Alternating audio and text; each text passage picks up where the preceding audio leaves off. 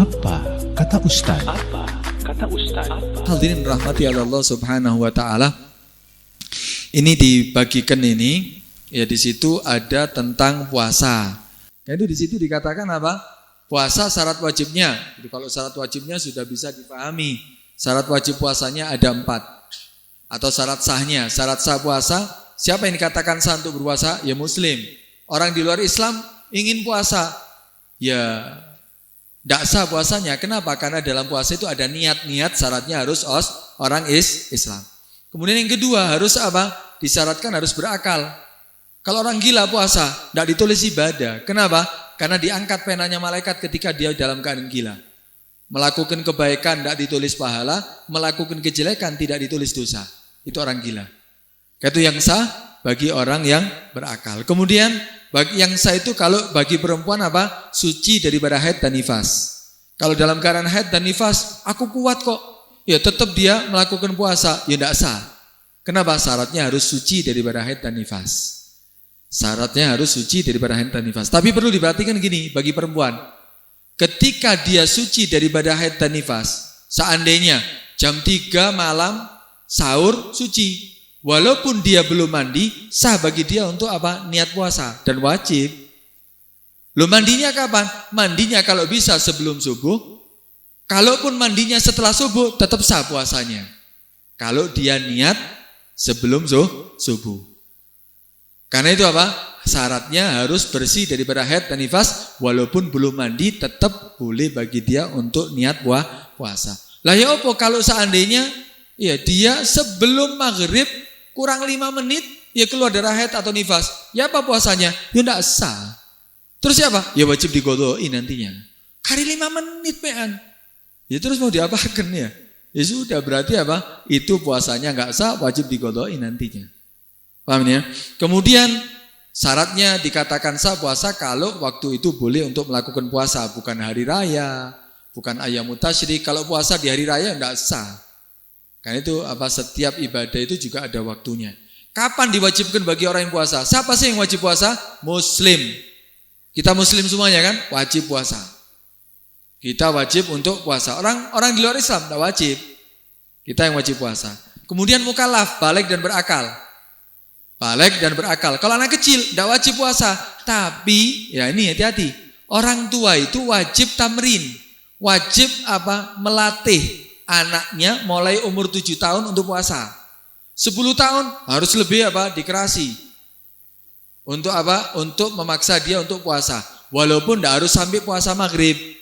Ya, karena itu ono istilah-istilah puasa beduk ya, ono puasa sapi ya, ada cilik-cilik ya, ono puasa apa maneh. Itu dilatih, bukan wis tak apa-apa bapak ambil ibu juga dhisik enggak tahu puasa waktu cilik. Ya coba bodoh.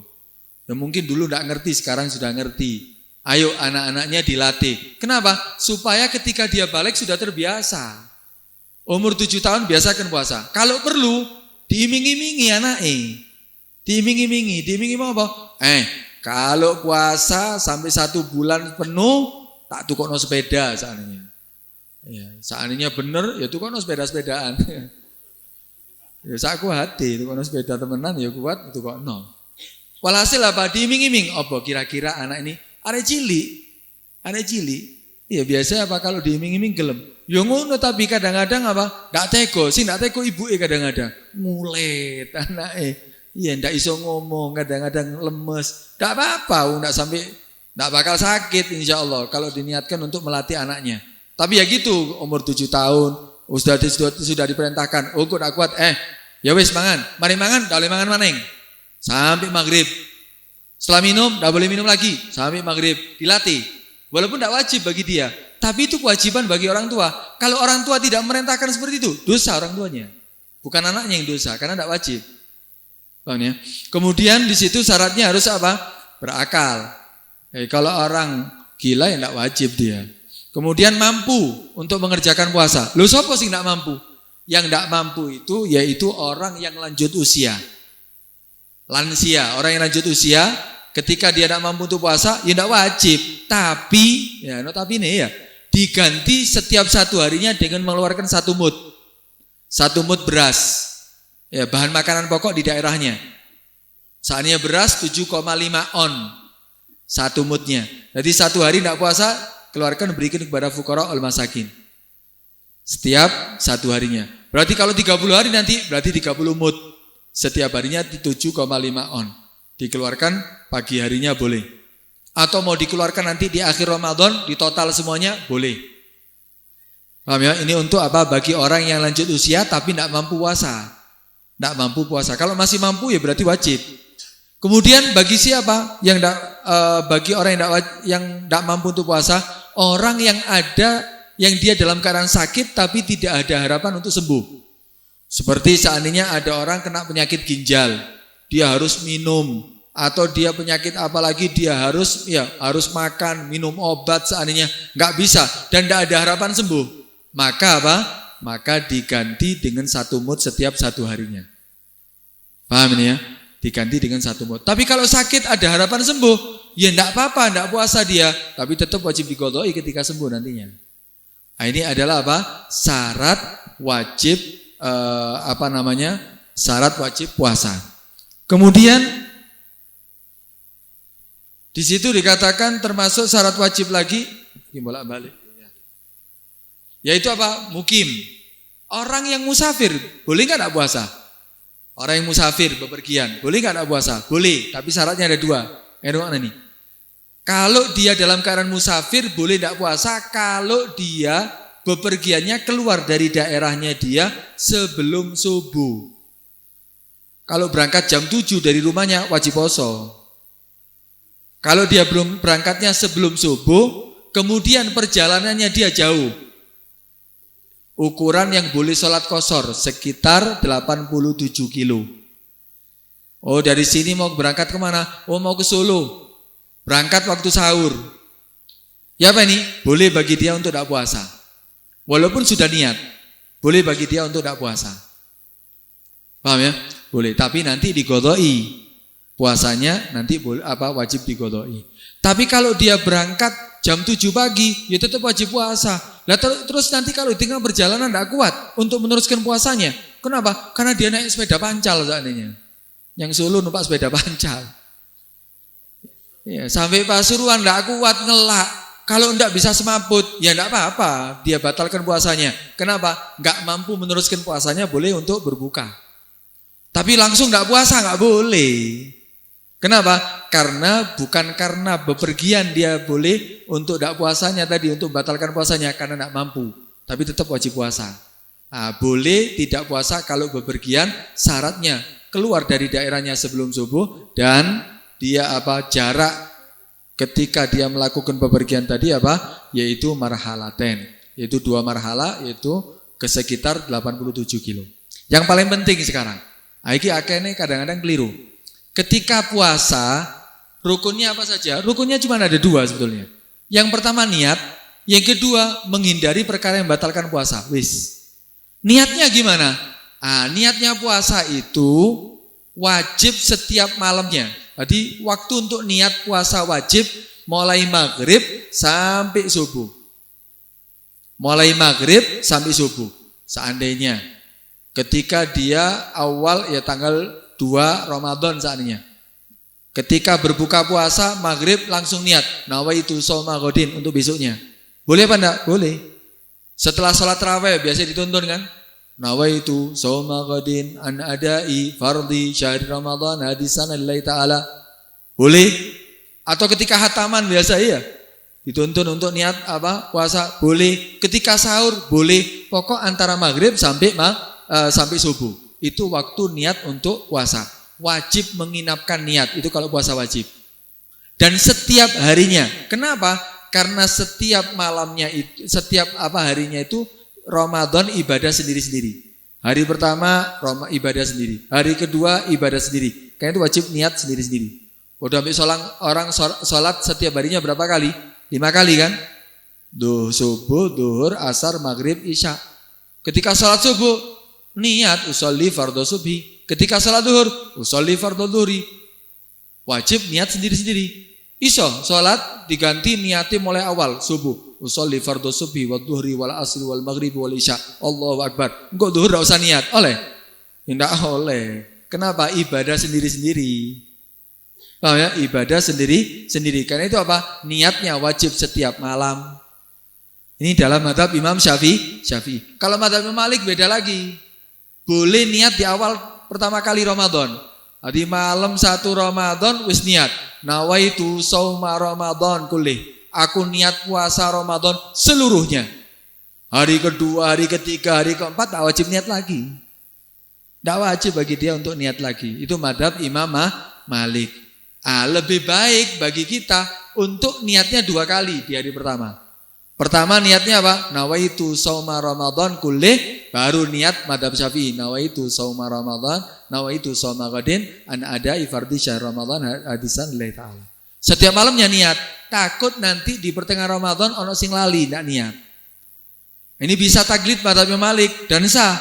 Dan lebih baik lagi, lebih menjaga lagi, walaupun sah dalam mazhab Imam Malik tetap digodoi. Kenapa? Dalam mazhab Imam Syafi'i tidak sah soalnya. Lu terus salah apa? Apa tuh wasi? Kan ngono. Ya ada manfaatnya. Kenapa? Karena puasa di dalam bulan Ramadan dengan godok beda pahalanya. Kalau kita seandainya hari keempat tak niat. Hari keempat tak niat. Tak niat madhab Imam Malik, tak niat madhab Imam Syafi'i. Berarti apa? Hari keempat berarti kita tidak dalam keadaan puasa. Tapi kita walaupun tidak dalam keadaan puasa, wajib seperti orang puasa. Tak boleh makan, tak boleh ngombe. Lah tuas lah. Lebih baik apa? Oh, aku niat madhab Imam Malik, dalam madhab Imam Malik iki sah posoku hari keempat ini. Berarti aku ditulis ibadah, beda dengan tanpa niat sama sekali. Tetap tapi dalam madhab Imam Syafi'i apa? Digodoi. Tetap digodoi supaya dapat dua-duanya. Ini ketika apa? Kita seandainya apa? Lupa tidak niat. Berarti niatnya wajibnya apa? Setiap harinya. Kalau puasa sunnah beda lagi. Kalau puasa sunnah kita boleh untuk niat puasanya sampai duhur. Tangi, ya, sholat subuh, kemudian tidur lagi. Bangun, mau sarapan, ndak ono panganan. Beras entek, minyak apa meneng ya. Minyak larang lagi ya. Atau yang lainnya walhasil ndak ada. Iki kira-kira makanan nanti datang kapan? Wah, maghrib baru ono panganan. Daripada ndak mangan, ndak oleh pahala, saiki niat poso. Boleh apa ndak niat puasa? Jam 8 pagi niat puasa. Boleh apa ndak? Kalau puasa sunnah boleh. Sing penting durung mangan. Durung mangan, durung ngombe. Pek mari ngombe kopi, mangan gedang goreng, mari ngono ya. Mangan jajan, mari ngono niat poso ndak oleh. Syaratnya apa? Dia belum melakukan yang perkara yang membatalkan puasa mulai subuh. Boleh niatnya sampai kapan? Duhur. Kalau puasa sunnah, kalau puasa wajib gak boleh. Harus menginapkan niat. Kemudian yang kedua yaitu apa? Menghindari perkara yang membatalkan puasa. Apa ya perkara yang membatalkan puasa? Perkara yang membatalkan puasa ya duduk mangan ngombe tok lho. Ya perkara yang membatalkan puasa tentunya apa? Masuknya sesuatu itu benda ke dalam rongga yang terbuka yang tembus ke bagian dalam tubuh. Di rongga yang terbuka seperti apa? Melalui lubang yang terbuka. Ini mulut, telinga, kemudian hidung, kemudian kedua lubang kemaluan. Itu lubang yang terbuka. Kalau masuk sesuatu ke dalamnya, sampai ke dalam rongga yang terbuka, maka batal puasanya. Walaupun bukan makanan minuman. Seandainya dia makan, ya tentunya makan batal, minum batal. Atau seandainya watu dipangan, ya batal. Walaupun bukan makanan. Kenapa? Karena batu itu benda. Masuk ke dalam melalui lubang yang terbuka, masuk ke dalam rongga. Hidung juga sama. Masuk seandainya pakai alat gitu, masuk sampai ke hidung sampai bagian dalam. Ya batal posone. Telinga, kuping ya, uruk-uruk sampai ke dalam atau pakai katembat gitu ya. Katembat bersani kuping. Masukkan ke dalam sampai ke dalam rongga yang terbuka, batal puasanya. Walaupun bukan makanan dan minuman. Atau maaf yang sering hati-hati, kadang-kadang ketika istinja setelah buang air kecil, setelah buang air besar, kemudian dia istinja. Tangannya ojo terlalu melebu. Kalau tangannya terlalu masuk sampai ke dalam rongga yang terbuka, batal puasanya. Atau nggak semprotan. Ya kan WC itu biasanya ya untuk istinjanya kan ada yang semprotan itu ya. Kalau WC duduk itu ya, biasanya nyemproti ono sing get itu ya. Melbu kadang ngejero ya. Aku bisa batal posone kalau sengaja dia. Ya nyemprot itu sengaja ya. Loh, ndak sengaja masuknya. Ya sengaja kon semprot ya sengaja lah. Karena itu harus berhati-hati. Ya, itu juga apa? Itu juga bisa membatalkan puasa. Ya. Kemudian kalau dari lubang mata, ini mata kan juga ada lubangnya kan? Apakah batal? Seandainya pakai celak atau pakai tetes mata, tidak batal. Kenapa? Karena ulama mengatakan apa? Bahwa mata bukan termasuk lubang yang terbuka. Walaupun ada lubangnya, lah menangis betul-betul di banyu motoi.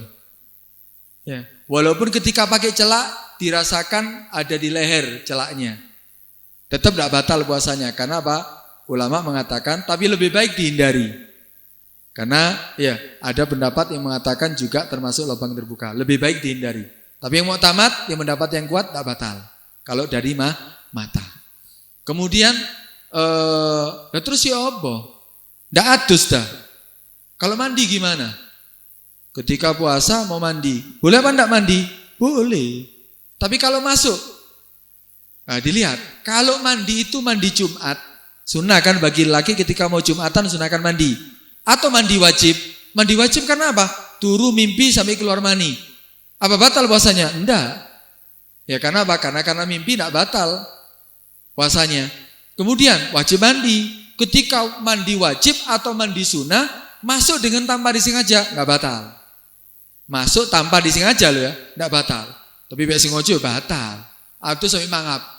Ya batal ngombe ku jenenge. Paham ya? Kalau enggak sengaja hukumnya tidak batal. Tapi kalau seandainya itu bukan mandi wajib, bukan mandi sunnah, duduk adus wajib, duduk adus sunnah. Seperti apa? Setiap harinya kan kita juga mandi. Ya apa nih? Kalau kita mandi bukan mandi wajib dan mandi sunnah, masuk dengan tanpa disengaja, batal. Nah terus siapa? Tidak adus, mandi tidak apa-apa. Ya, kalau untuk kepala diusahakan tidak usah digambior. Kalau badan mulai leher sampai ke bawah digambior tidak apa-apa. Karena lubang terbukanya, ya insya Allah nggak gampang masuk. Tapi kalau untuk bagian kepala ini mudah masuk. Terus ya apa? Ya diwudui aja. Malam harinya mandi. Kenapa? Karena disunahkan mandi setiap malam hari di bulan Ramadan. Jadi malam di bulan Ramadan ya disunahkan mandi. Dek Pasuruan enak, dek kene. Ya lumayan ya. Kenapa? Supaya semangat untuk ibadah malam harinya. Memang dia di apa? Mbok iki ini tambah ngantuk Pak Mariadus ya. Tapi sunnah ya, sunnah tapi ya. Sunnah, hukumnya sunnah mandi setiap malam hari bulan Ramadan. Ini godoko banyu ndak apa-apa ya kan, supaya dapat sunnah. Ya walhasil kalau mandi bukan mandi wajib untuk bagian apa? Ketika masuk dengan tanpa disengaja tetap batal. Kumur juga sama. Kumur itu hukumnya apa? Sunnah dalam wudu, tapi mubalaghah makruh. Kolok. Ya, sampai bagian leher itu hukumnya sunnah mubalaghah kalau bukan dalam keadaan puasa. Kalau puasa makruh. Terus kumur biasa aja.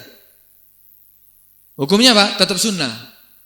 Kalau masuk dan tanpa disengaja, tanpa mubalaghah. Masuk tanpa disengaja. Pas kumur ini beledek, tuar kaget melbu. Batal apa enggak? Enggak batal. Kenapa? Karena itu ya sunnah hukumnya dan dia masuknya dengan tanpa sengaja. Tapi kalau kumur dengan apa mubalaghah, kolok, masuk tanpa disengaja, batal. Wis makruh tetap dilaksanakan ya batal. Kecuali kalau mulutnya mutanajis. Ya apa mulut mutanajis? Kalau mulutnya mutanajis seperti gusinya berdarah. Cara mensucikannya gimana? Dikumuri dan wajib mubalaghah. Buang. Nah, ketika waktu dia membersihkan najis, mensucikan mulutnya tadi dengan mubalaghah, masuk dengan tanpa disengaja, tidak batal. Tapi kalau sengaja, ya batal. Paham ini ya? Nah, itu pokok apapun yang di situ ada perintah dari syariat, kemudian masuk dengan tanpa disengaja, maka hukumnya apa? Tidak batal. Kemudian yang membatalkan puasa juga yaitu apa? Murtad. Ya, murtad keluar dari agama Islam Itu walaupun sebentar. Ya, walaupun sebentar. Walaupun langsung masuk Islam lagi. Ya apa hukumnya? Batal puasanya. Batal puasanya. Baik. Kemudian apa? Haid dan nifas tadi. Atau melahirkan. Melahirkan, ya. Dia dalam keadaan hamil puasa. Lahir anaknya, batal puasanya. Paham ya? Ataupun haid, keluar haid atau nifas tadi, batal puasanya. Gila, walaupun sebentar. Edan, moro-moro metu di kampung ngakak-ngakak dewe ya. Guyu-guyu dewe seandainya. Ya, gak sadar deh. Loh, kenapa aku guyu dewe? Sebentar dia gila. Ya apa? Batal puasanya. Gila walaupun sebentar. Kemudian apa? Pingsan atau mabuk. Pingsan atau mabuk tapi syaratnya dikatakan batal kalau sehari penuh. Sehari penuh. Seandainya apa? Dia kaget dapat kabar sebelum subuh. Waktu sahur dikabari kaget pingsan. Sudah niat dia pingsan. Sampai maghrib baru sadar. Ya apa puasanya? Nggak sah. Tapi kalau dia sadar, walaupun sebagian hari. Seandainya dia pingsan setelah dikabari jam 7 pagi. Pingsan sampai maghrib. Sah puasanya. Pokoknya nggak ngombe. Ya biasa mari sadar kayak ngombe. Pingsan lagi seandainya batal. Batal ya. Syaratnya pokok apa? Kalau sehari penuh dan tidak ada perkara yang membatalkan puasa. Maka apa? Kalau tidak sehari penuh dan tidak ada perkara yang membatalkan puasa, maka hukumnya apa? Tetap sah. Tapi kalau sehari penuh nggak sah. Mabuk, loh kok iso mabuk? Mabuk seandainya dia sahur, ya dia pikir teh diombe, darune apa? Bir. Darune brandy ini ya. Diombe. Akhirnya mabuk sehari penuh. Serentengan sampai maghrib baru sadar dia. Ya apa puasanya? Nggak sah. Lo kan tadi minumnya sebelum subuh ya, mabuk sehari penuh nggak sah puasanya. Tapi kalau ya dia mabuk, ya kemudian minumnya sebelum subuh tadi, kemudian dia mabuk, ya kemudian setelah itu sadar di pertengahan hari, tetap sah puasanya. Kemudian juga yang membatalkan puasa yaitu berhubungan dengan sengaja, bersetubuh dengan sengaja dan mengetahui keharamannya. Ini juga membatalkan puasa. Dan ono dane iki ya. Kalau ada orang di siang hari dalam keadaan puasa berhubungan dengan istrinya, maka bukan hanya batal puasanya, tapi dosa besar. Wajib dia menahan seperti orang puasa sampai maghrib setelahnya. Kemudian dia wajib bayar kafaroh. Dan wajib diqodoi fauron. Itu kafaroh. Kafarohnya yaitu dia wajib bayar denda. Dendanya apa? Memerdekakan budak. Karena tidak ada budak sekarang, berarti diganti dengan puasa 2 bulan berturut-turut. Tidak oleh dipisah 2 bulan. Kalau dia puasa sudah 1 bulan 50 hari. 50 hari ya. Betul ya? Puasa ya 1 bulan, enggak sih 30 hari ya. 1 bulan 20 hari. 1 bulan 20 hari. Ternyata setelah itu dia tidak puasa, wajib diulangi lagi. Karena wajib puasa 2 bulan berturut-turut. Kalau tidak mampu baru memberikan makanan kepada 60 orang miskin, setiap orang miskinnya 1 mud. Kalau tidak mampu puasa. Itu tidak mampu karena tidak gelem loh. Karena memang tidak mampu. Karena pernah terjadi zaman Nabi itu. Ya ada orang datang kepada Nabi, ya Rasulullah waqa'tu fi ahli, aku berhubungan dengan istriku di siang hari bulan Ramadan. Kata Nabi SAW, yaudah perdekakan budak. Ya Rasulullah aku tidak punya budak ya Rasulullah. Nah, kalau gitu kamu puasa 2 bulan berturut-turut. Enggak mampu ya Rasulullah. 2 bulan berturut-turut. Ya kalau gitu kamu berikan 60 mud kepada 60 orang miskin. Ya Rasulullah enggak punya harta aku ya Rasulullah. Sing asali teko nangis-nangis ning Nabi dikai solusine ternyata ndak iso kabeh. Ya wis lungguh di masjid ngono lungguh di buri. Dikon lungguh di buri. Ndak lama datang sahabat ada bawa makanan kepada dihadiahkan kepada Nabi. Persis 60 mud. Panggil orang itu, setelah orangnya keluar panggil, sini, nih sedekahkan untuk membayar kafaromu kepada fuqara wal masakin. Ya Rasulullah, mulai dari ujung Madinah sampai ujung sana, kalau mau cari orang yang paling miskin tidak ada kecuali aku ya Rasulullah. Ya Nabi akhirnya tertawa. Ini datang nangis-nangis, dikai solusi, dikai iman yang Nabi, tetap tidak iso jadi ini.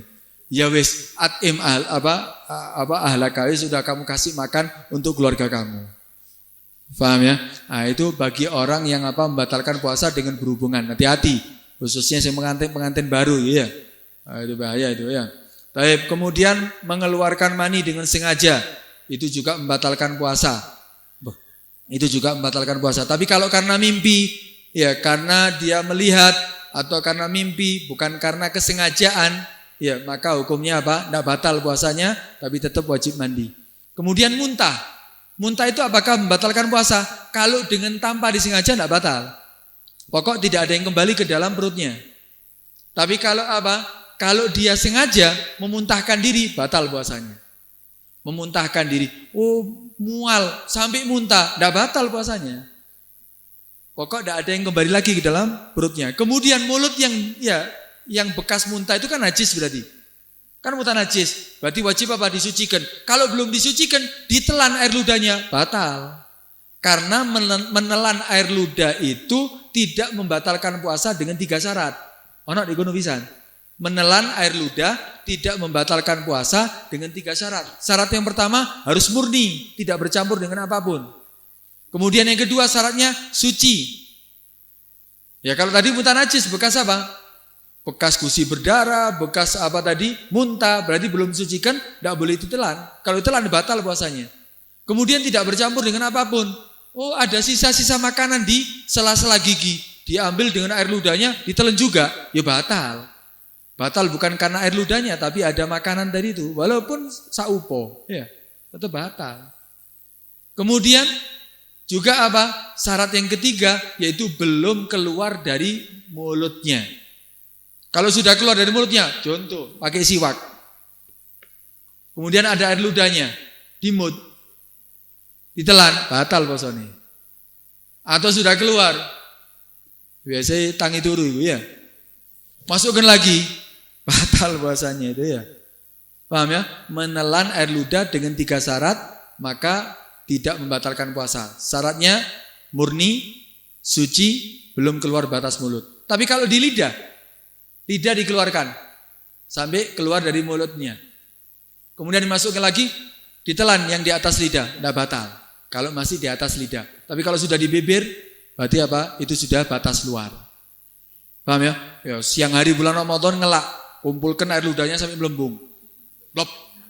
Ditelan. Batal apa enggak? Enggak batal. Pokok 3 syarat tadi itu ya. Baik. Kemudian di situ dikatakan juga yang apa? Perkara yang sering terjadi itu ya. Perkara yang sering terjadi. Perempuan yang hamil atau menyusui, boleh enggak puasa? Ini sering ditanyakan ya. Perempuan yang hamil atau menyusui boleh enggak untuk tidak puasa? Boleh tidak puasa dengan syarat. Kalau dia puasa khawatir terhadap dirinya atau khawatir terhadap anaknya atau dua-duanya. Oh, kalau saya puasa saya yang bisa sakit. Kenapa?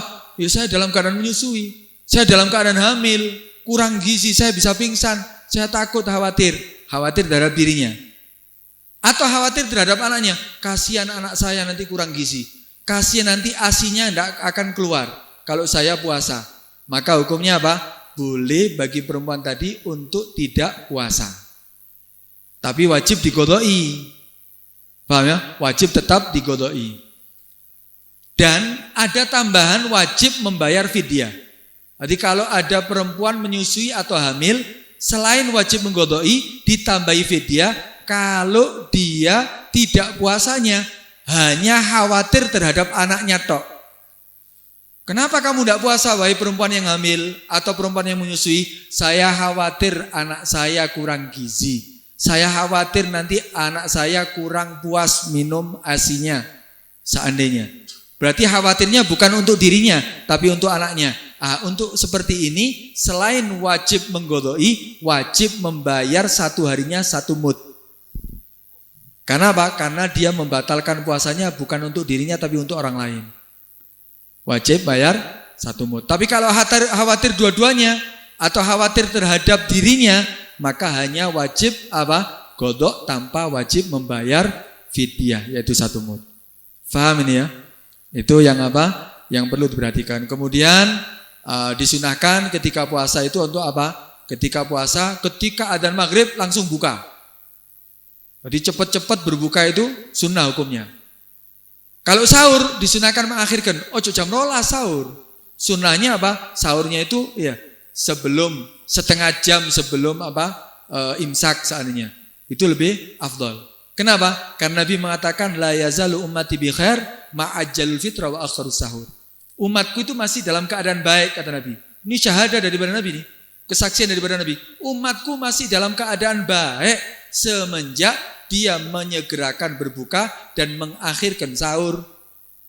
Tapi menyegerakan berbuka itu setelah yakin wis maghrib. Yakin maghrib, wis adzan buka. Ono adzane HP. Wah, adzan wisan ya. Itu bukan yakin, itu yakin salahnya itu. Yakin kalau sudah maghrib sunnah langsung berbuka. Lah muadzine ya apa? Orang yang adzan, ini sudah masuk waktu maghrib. Sebelum dia adzan batalno, walaupun satu teguk air atau iya sepotong daripada biji kurma, satu biji kurma. Batalno dhisik, mari ngono adzan.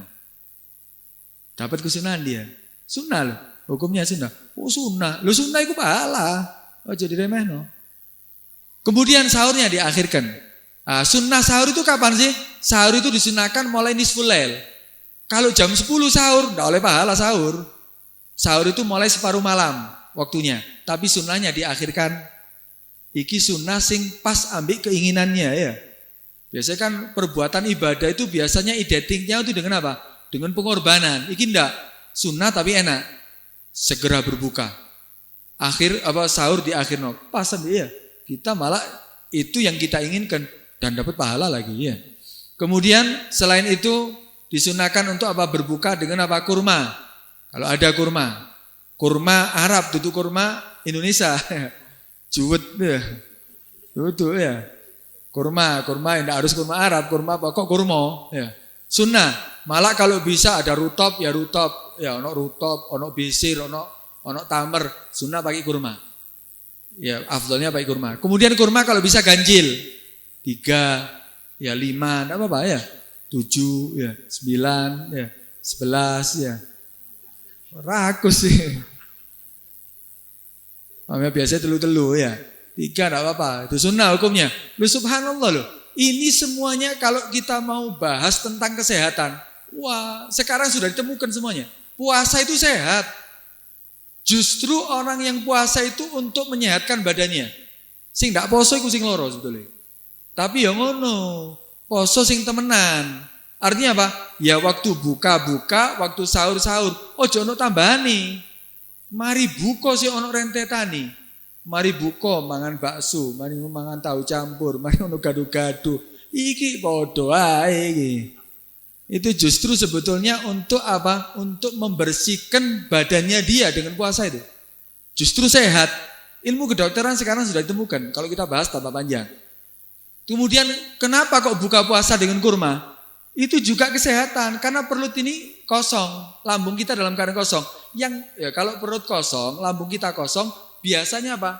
Mata ini kurang terang. Delon wong sing ndak mangan. Motoe rada rabun. Iya.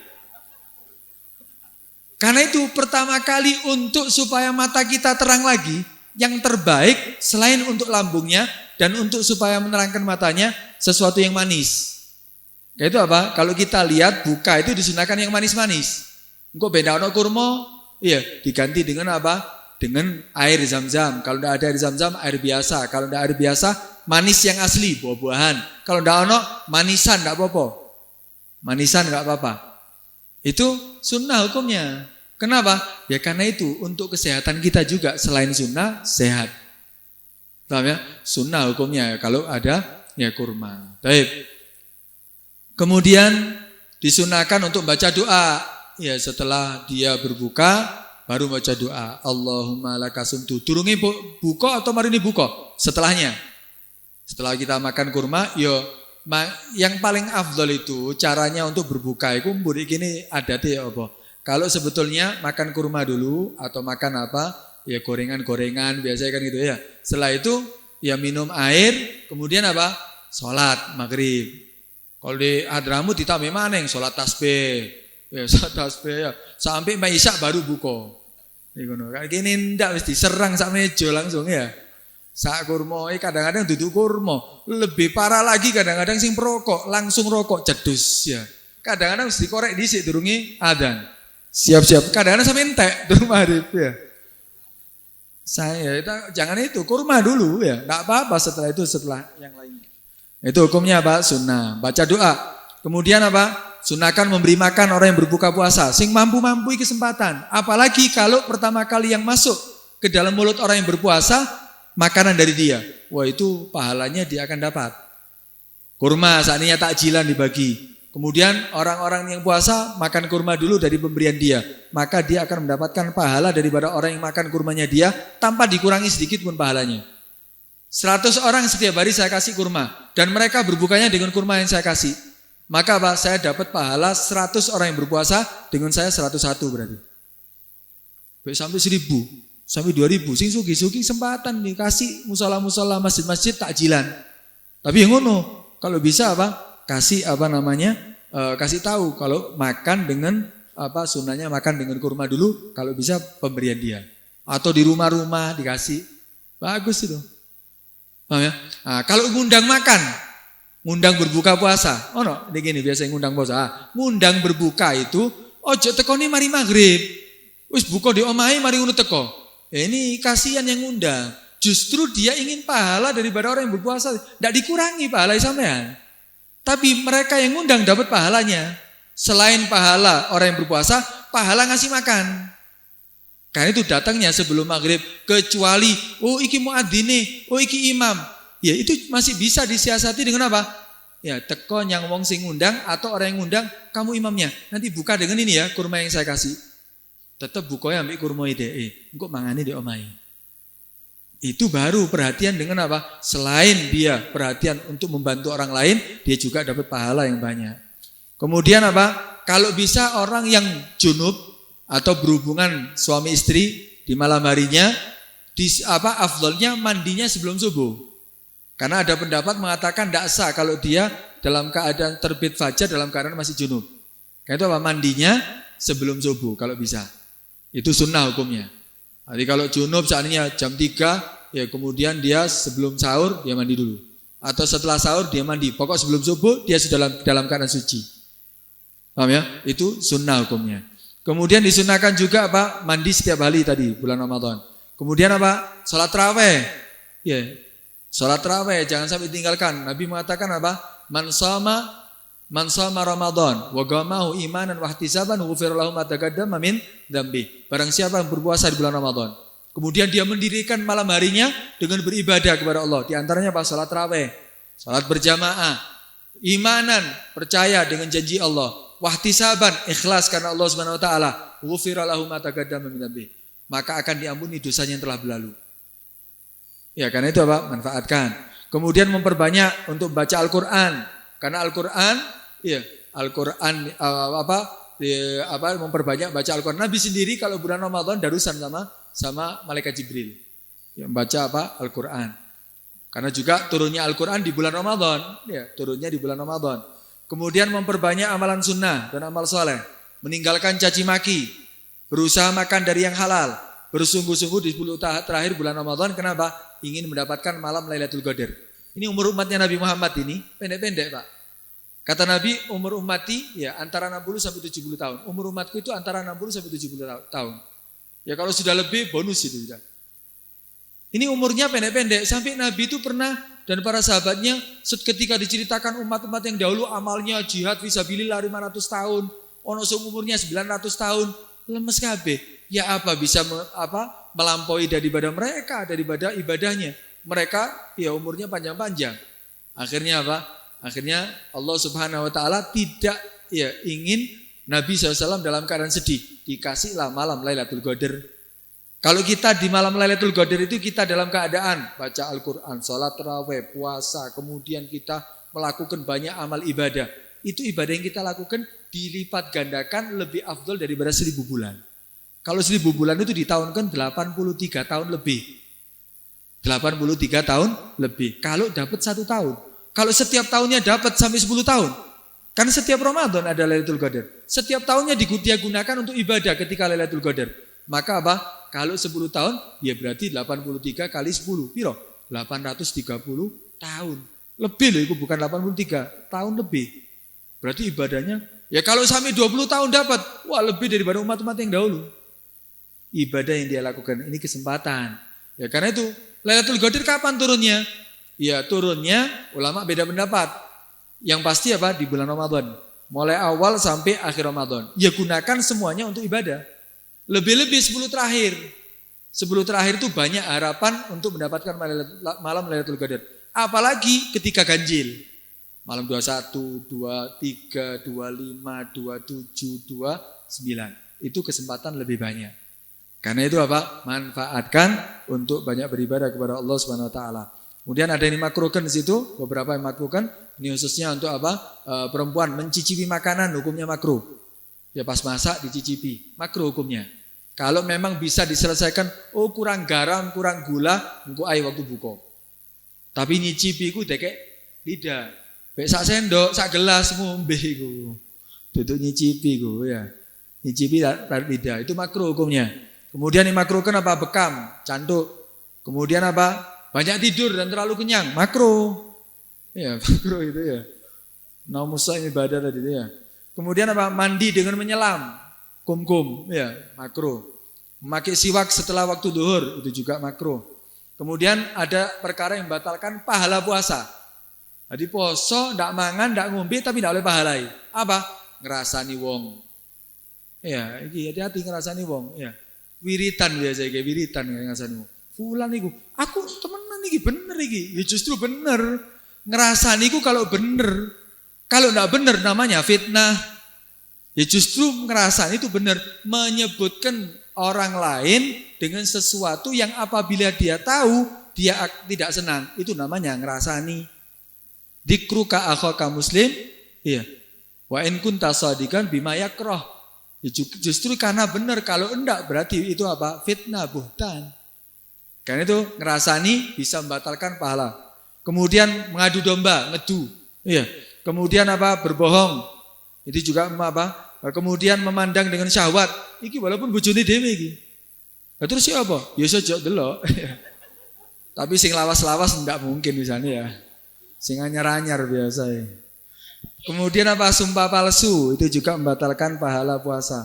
Berkata jorok, ya berkata kotor, itu juga membatalkan pahala orang yang berpuasa. Intinya pokok manfaatkan bulan Ramadan dengan puasa dengan sebaik-baiknya dan tinggalkan perbuatan dosa, perbanyak untuk melakukan ibadah supaya kita banyak mendapatkan pahala. Pak, ketentuan kita 1 tahun ke depan setelah Ramadan kita makmur semuanya.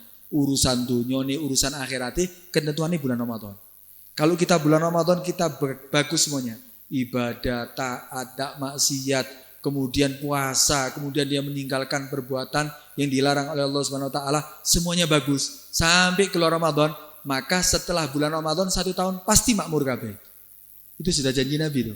Pasti makmur semuanya. Dunyone makmur, akhirati juga makmur. Karena itu ayo kita manfaatkan. Mudah-mudahan Allah Subhanahu wa taala memberikan kepada kita hidayat, memberikan kita manfaat, memberikan kepada kita kekuatan sehingga kita bisa melakukan ibadah kepada Allah Subhanahu wa taala lebih-lebih nanti di bulan Ramadan. Allahumma barik ma baqi minasya'ban wa ballighna Ramadan wa a'inna 'ala siyam wal qiyam wa tilawatil Qur'an wa sallallahu ala sayyidina Muhammad wa ala alihi wasallam. Alhamdulillahirabbil alamin.